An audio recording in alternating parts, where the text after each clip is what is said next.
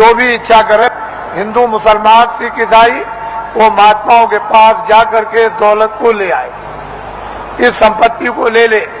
ये सबकी है, किसी एक की नहीं है। और जो इसमें भाव भक्ति करेगा उसको ये दौलत मिल जाएगी। भक्ति नाम किसका है? आज्ञा का पालन, और कोई भक्ति नहीं। भक्ति नाम कोई तस्वीर देखने का नहीं। तुमने मंदिर में मूर्त देख ली तो इसका नाम भक्ति नहीं, या तुमने गाना गा लिया, कोई प्रार्थना कर ली, इसका नाम भक्ति नहीं। जो महापुरुष आदेश दे उसका तुम पालन प्यार से करो, इसको कहते हैं भक्ति। यह है भक्ति। हमने राम को नहीं देखा, हमने कृष्ण को नहीं देखा, हमने तुलसीदास को नहीं देखा, हमने मोहम्मद साहब को नहीं देखा, हमने ईसा मसीह को नहीं देखा, हमने पैगंबरों को नहीं देखा, हमने योगियों को नहीं देखा, ऋषि मुनियों को नहीं देखा, तो आप किसका पालन करोगे? रामायण समझ में आती नहीं, गीता समझ में आती नहीं, कुरान समझ में आती नहीं। अगर समझ गए होते तो रहम ना आ जाता, फिर जालिम तो नहीं रहते, हृदय में दया नहीं आ जाती, निर्दयी तो नहीं रहते। लेकिन वो तो तुम्हारी समझ में आता नहीं। तो भक्ति नाम है आदेश का पालन।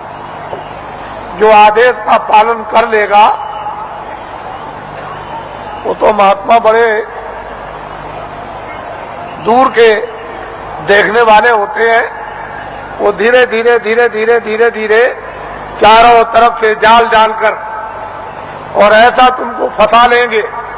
पहले कुछ नहीं बोलेंगे, धीरे से फिर फंसा लेंगे। तो मुसलमान जो मस्जिद में इबादत करते हैं, उनके इबादत करने का तौर तरीका सही नहीं है, गलत है। इसलिए मुसलमानों की इबादत खुदा कबूल नहीं कर रहा। क्यों नहीं कर रहा? कि उन्होंने अपने दिल और दिमाग को पाक साफ नहीं रखा, और गंदगी से मालिक इबादत को कबूल कभी कर नहीं सकता। इसलिए उनकी इबादत कबूल नहीं होती और वक्त उनका जाया हो रहा। और ये जिसमें जो आपको थोड़े वक्त के लिए दिया गया, वक्त पूरा होते ही जैसे ही पूरा हुआ, लेकिन उन्होंने कहा जिस्म हमने इबादत के लिए ही दिया है कि इबादत से तुम अपनी रूह को जगा लो और नजात में पहुंचा दो मौत के पहले। लेकिन आपने इसको समझा नहीं, वक्त पूरा हुआ और रूह को जिस्म से निकाल दिया। जिस तरह से हिंदू की जीवात्मा निकाली जाएगी, उसी तरह से मुसलमान की रूह निकाली जाएगी, और फैसला दोनों का एक ही तख्त पर होता है, अलग अलग नहीं। वहां न कोई हिंदू है न वहां कोई मुसलमान। वहां तो जो भी तुमने अच्छे और बुरे जो काम किए वो वहां पर हैं और उसी का इंसाफ हो जाएगा। वहां किसी शहादत और गवाही की जरूरत नहीं।